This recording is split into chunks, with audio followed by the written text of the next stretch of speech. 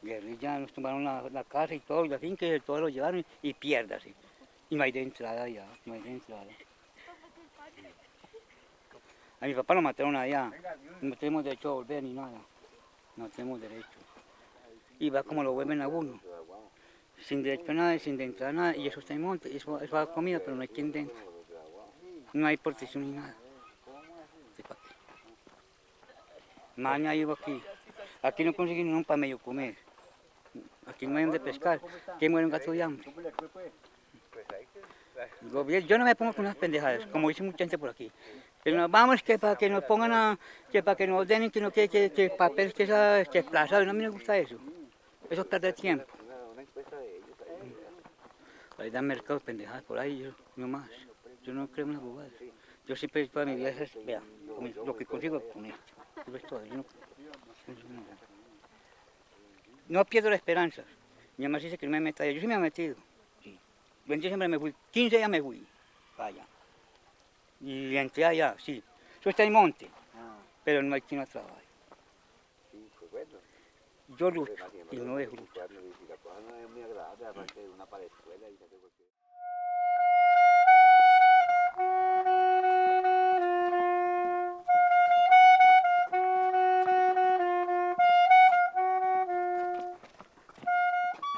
Teníamos 3 vacas de leche, teníamos 100 gallinas, 100 pollos, un lago con pescados, legumbre de todas las clases.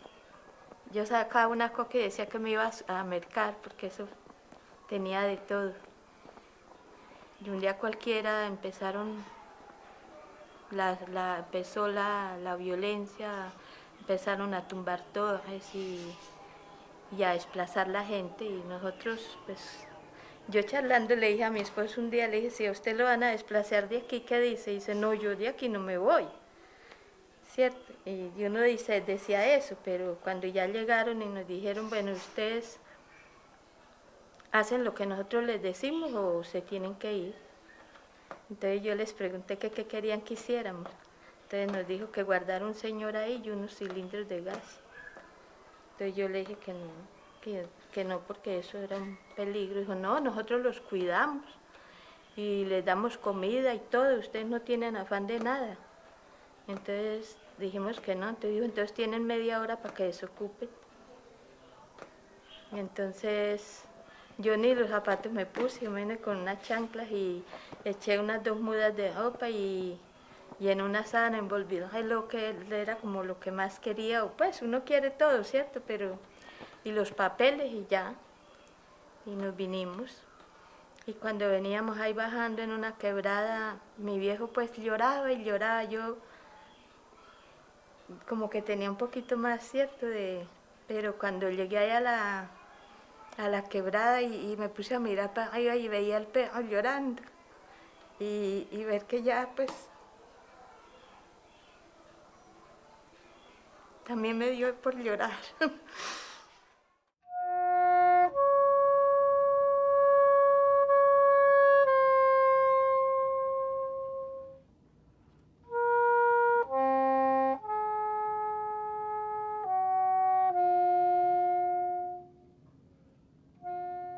Este es un país de desplazados. Lo que ocurre es que a partir de finales de los años 80 se agudiza el fenómeno del desplazamiento de una manera brutal.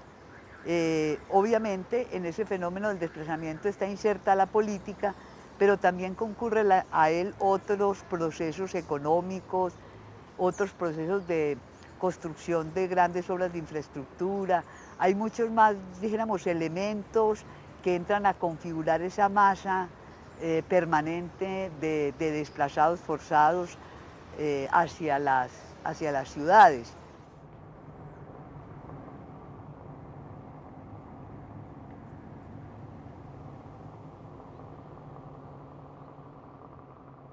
Y bajamos al pueblo y fuimos a la alcaldía y entonces el alcalde dijo que me dieran una carta de desplazada y me empacaron un poquito de mercado y ve a ver para dónde se va.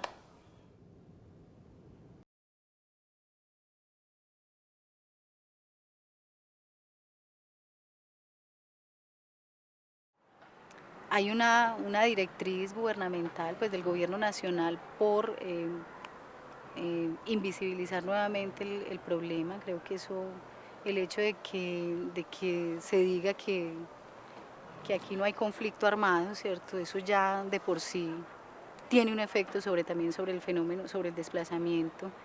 El hecho de que hayan gobiernos locales con claras políticas de desestímulo, que lo planteen como es necesario desestimular la llegada de los desplazados a la ciudad, o sea, y desestimularlo es decir que aquí no hay oportunidades ni de vivienda, ni de ingresos, ni de, ¿cierto? Desestimular cualquier tipo de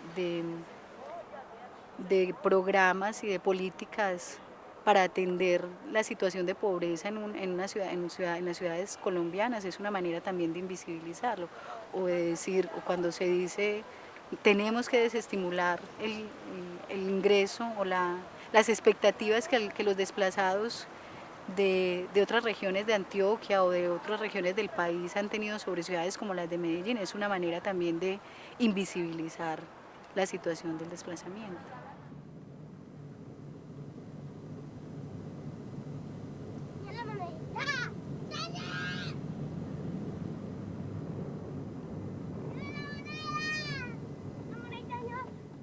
Además de que el Estado debe aceptar que es su responsabilidad, sino el evitar que la gente se desplace, que debería ser el primer compromiso, o sea, que el país, que el Estado le garantice a la persona el derecho a su vivienda, el derecho a su tierra, el derecho a vivir donde quiera, la libertad de movilidad, de moverse por todo el país según su deseo. También tendría que haber una recomposición de la mirada de los colombianos hacia el fenómeno.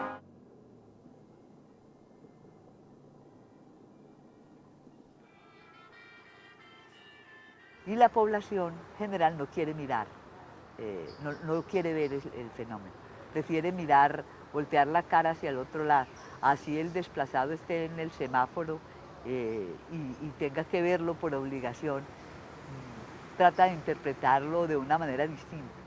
Es una irresponsabilidad de la población colombiana, pienso yo, y de todos nosotros que no hemos querido advertir el gran drama del desplazamiento y la vergüenza que significa para un país como este tener alrededor de 4 millones de desplazados.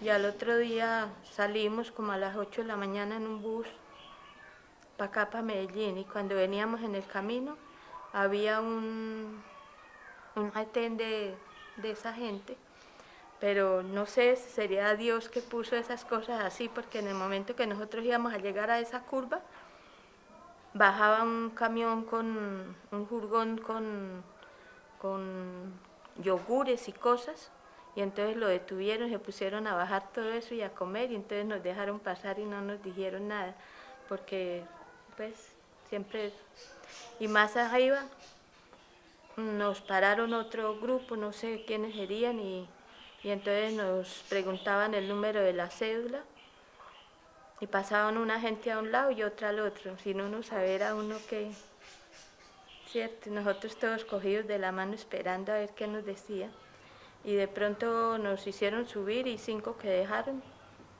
los mataron ahí. Y nosotros seguimos, pero usted imagina cómo seguía uno, con el corazón todo desbaratado de todas esas angustias.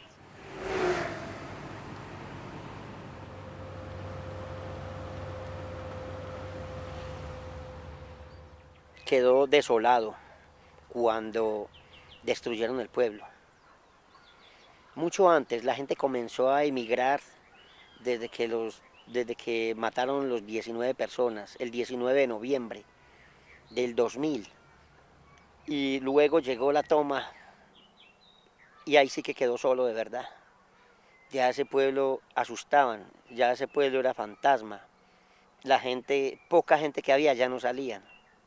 La gente se encerraba. En ese momento fue tan duro, tan duro.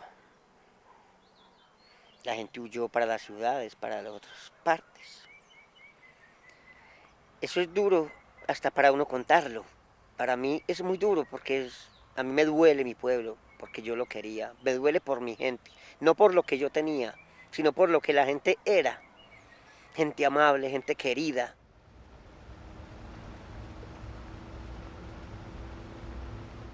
Pero se han venido dando como otras modalidades, ¿cierto? El del confinamiento interno, ¿cierto? Que eso remite necesariamente, o sea, una cosa muy complicada y que nosotros tendríamos que pensarle es que es la negación del derecho a ser desplazado, porque el control territorial que ejercen los grupos armados impiden incluso que los pobladores de una vereda o de un territorio determinado se desplacen y los confinan y les hacen, o sea, hay unos cercos, una suerte de cercos de control en los que se controla, valga la redundancia, el ingreso y salida, el acceso de recursos, de víveres, de droga, pues de medicinas. Ahora un día que llegué al pueblo, una mañana, un domingo que llegué al pueblo y encontraron un muerto aquí y otro allí con los sesos por fuera, ese sangrero, gente llorando. Y subí al parque y lo primero que vi fue un poco como de ejército. Yo dije, uy, como hay de ejército. Y me puse a mirar y eran mujeres y hombres, o sea que era de esa gente. Y no podíamos salir, entonces nos reunieron en el parque y ellos se subieron para allá a una casa que estaba una plancha y se pusieron a hablar ahí. Yo ni sé qué decían ahí, que ellos mandaban y que bueno, ni supe de qué cosa sería, pero bueno, ellos hablaban ahí y entonces dijeron que contestaran algo, ¿cierto? Y la gente que hablaran, que preguntaran algo, que qué querían preguntar, y la gente pues toda callada, ¿cierto? Nadie se atrevía a decir nada. Me dio mucha risa porque había un burrito ahí, y entonces en ese momento que ellos decían que hablara, que no sé qué, el burro, no, y entonces todos soltaron la carcajada porque habló el burrito.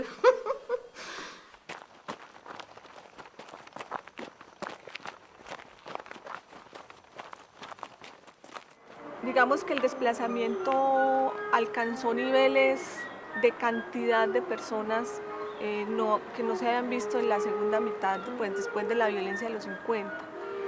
Después eso bajó y se combinó con un desplazamiento de pocas personas, o por lo menos no masivo, en el sentido de que salen juntos, sino que de un pueblo o de un corregimiento empiezan a salir familias, pero ya no con la, digamos, espectacularidad de los primeros éxodos. Salen de a uno, salen de a dos, salen 10 personas, mañana 5, entonces es un desplazamiento que los investigadores han llamado aluvial, que es de uno en uno, de familia en familia, y eso se ha mantenido hasta ahora.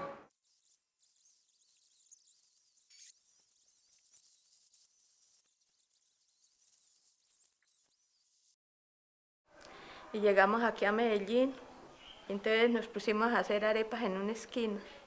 Y para ayudarme, cuando él se hacía, pues que él no se daba cuenta, yo sacaba cosas de una caneca, legumbres, más bien buenas, y con eso hacía de comer.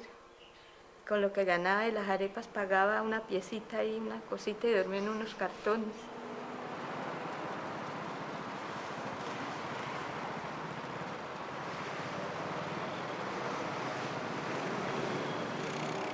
Yo mantenía hasta 500.000 pesitos debajo del colchón.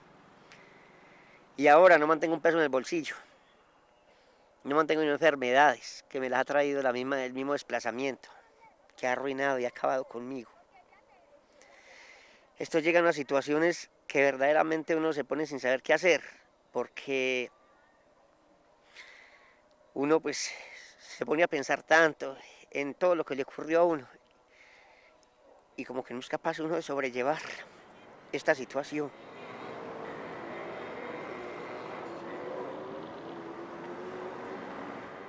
Y se analiza el desplazado como si fuera un damnificado de una inundación, de un derrumbe, de un incendio, como si fueran causas naturales. O sea, se naturaliza el desplazamiento y en términos de que se naturaliza se le quita la connotación política y simplemente se rescata su dimensión asistencial, bien pobre por lo demás. Pero entonces el problema es cómo asistir a una población que está despojada de todos sus recursos, pero no se rescata ese perfil político que tiene el desplazamiento.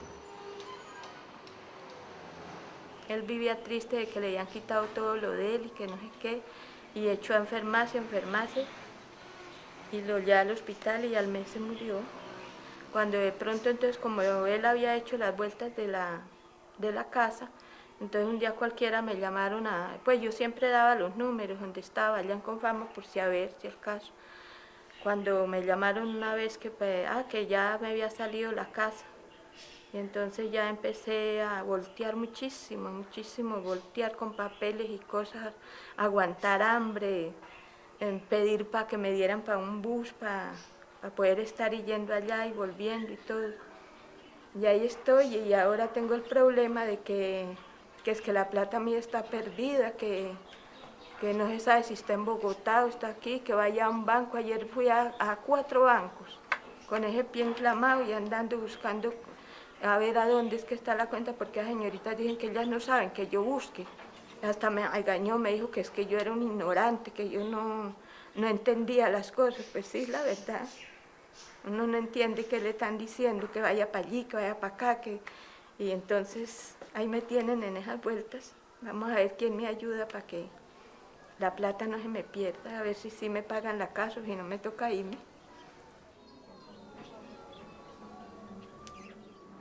Es tanta la cantidad de personas desplazadas, tan enredados los procesos de inscripción, de denuncia, de tener pues el documento desplazado, las gestiones que las personas tienen que hacer para obtener algún recurso, que la mayoría de los desplazados las desconocen o no tienen la habilidad para moverse en esa burocracia.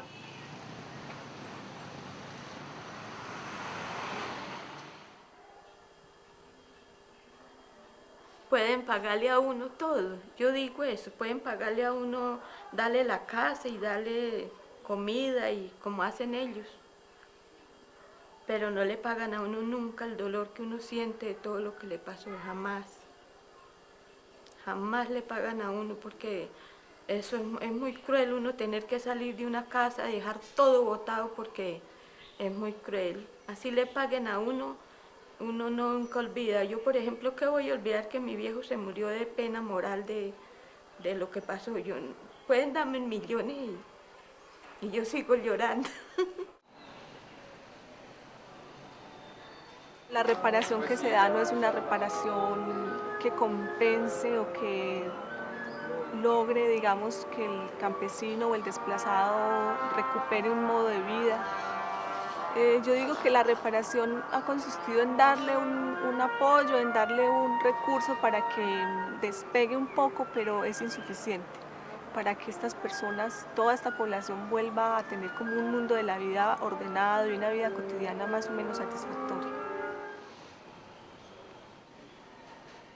A mi viejo le daban 30 millones como 6 meses antes de eso, y fuera de todo lo que teníamos ahí, y la casita y todo, la casita en el pueblo, y vea, que tengo aquí, la casita que vale 10 millones, esta cosita aquí, y eso que todavía no sé si me los dan, y lo otro, piérdalo.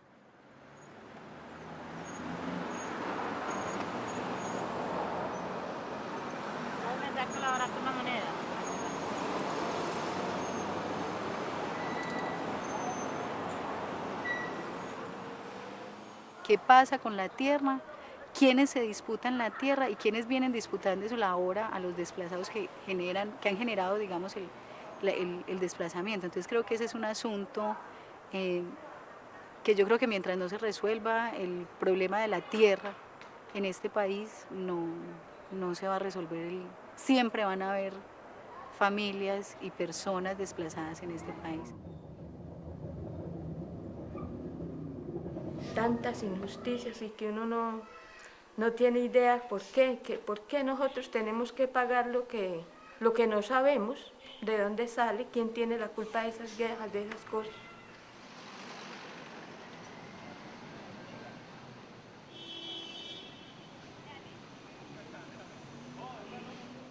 la mayoría de los casos que yo conozco no quieren volver al campo y el campo es para ellos una nostalgia. Fue la infancia, fue un pasado feliz, fue lo que podríamos llamar el paraíso, pero ya no es posible ni está en el espectro de sus expectativas volver a la finca o a la vereda.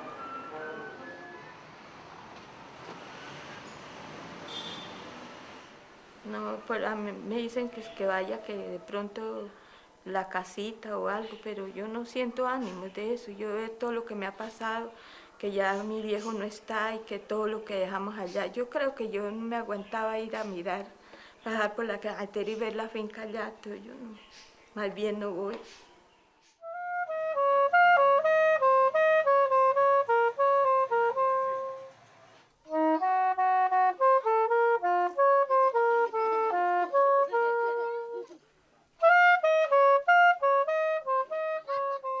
Este es el momento en que este país no sabe realmente, oficialmente, cuál es la cifra de desplazados.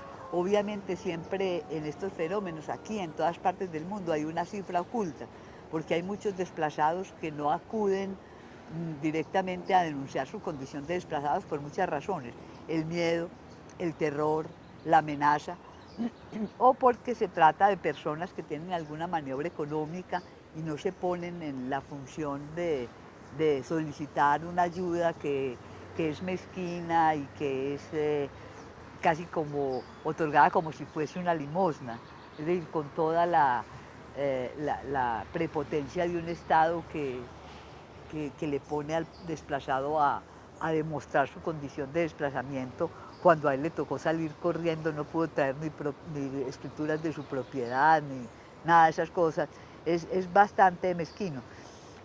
Ha mejorado un poco la situación a partir de una intervención de la Corte Constitucional, donde hay una sentencia que obliga al Estado pues, a responder de una manera eficaz, y eso ha modificado en parte la situación del desplazamiento. Lo que pasa es que el desplazamiento crece todos los días, entonces cada día este país tiene un número mayor de desplazados.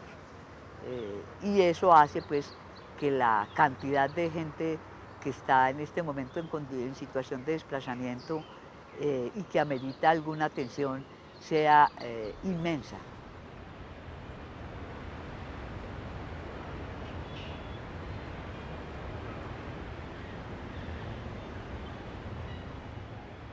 Yo me ponía a pensar que no le desea uno un desplazamiento a nadie en la vida, a nadie.